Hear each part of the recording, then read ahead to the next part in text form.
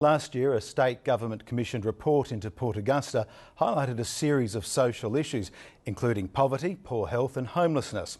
The report by former Exeter Chief Lou Owens found that the city is already one of the most researched and pilot-tested places in Australia, and despite that, the problems still exist, especially in the Aboriginal community.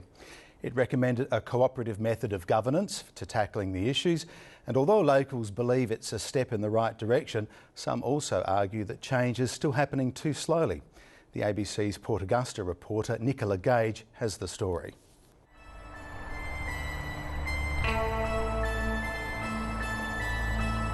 Port Augusta is more commonly known as the crossroads of Australia. Located at the top of the Spencer Gulf, the red sands of Central Australia meet the sea, and dreamtime still mingles with modern-day living. 1/5 of the area's population of almost 14,000 people is Aboriginal, with many more often visiting from remote communities during summer.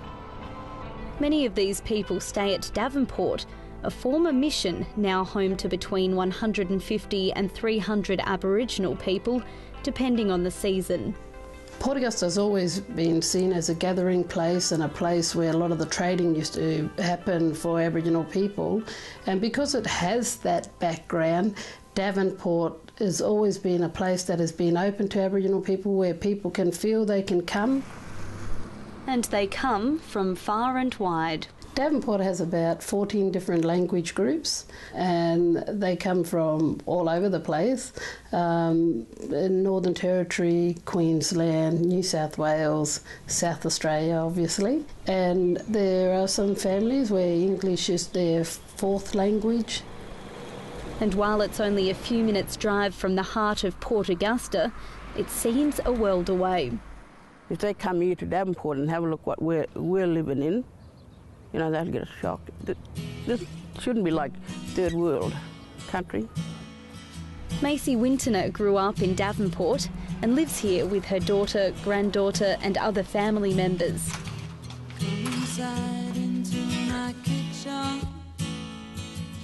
She rents this house and says she's been waiting for it to be renovated for the past 3 years.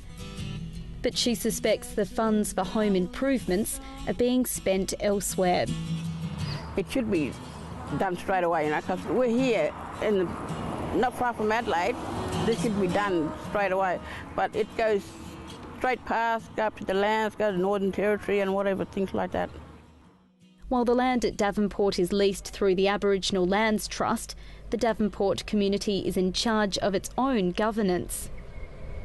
For the past 2 years, it's been run by volunteers after the federal government cut its administration funding. They were looking at a new way of delivering services, and part of that was taking out the funding out of this community and looking at other agencies to deliver some of those services. But in doing that, there was no transitional time for the communities to look at how that would look for them.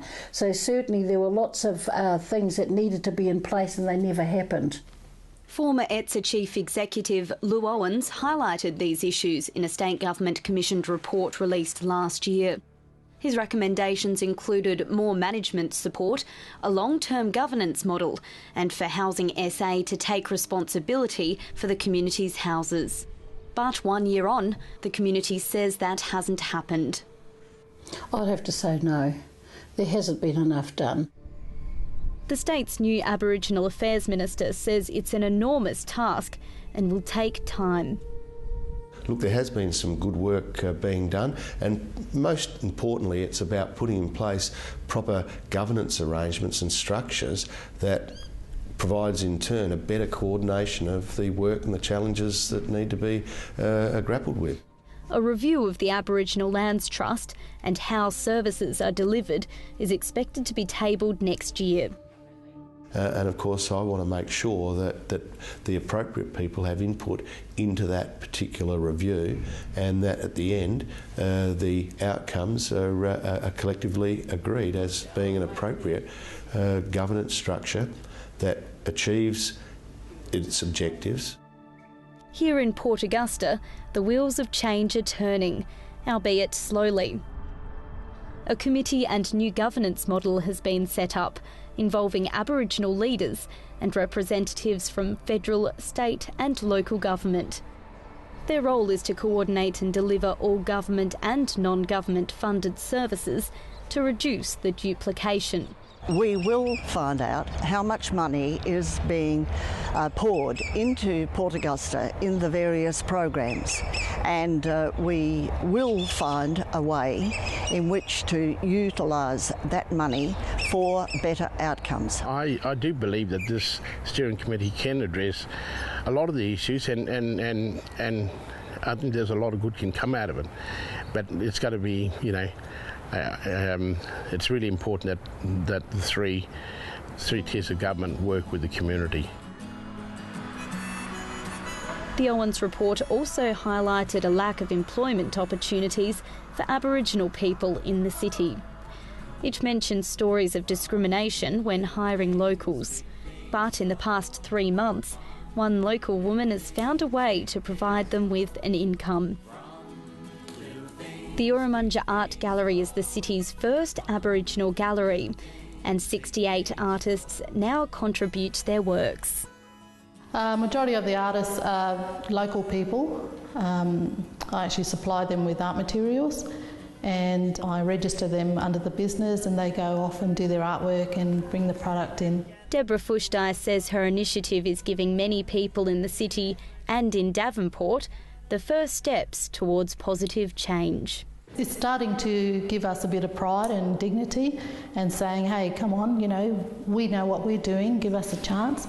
So now that this is set up, a lot of the community mob are coming in, I've got artists that are going through drug and alcohol, now they're cleaning themselves up to produce their artworks and to sell it and to get it on the website. So that's a really good positive step for a lot of our mob in the community.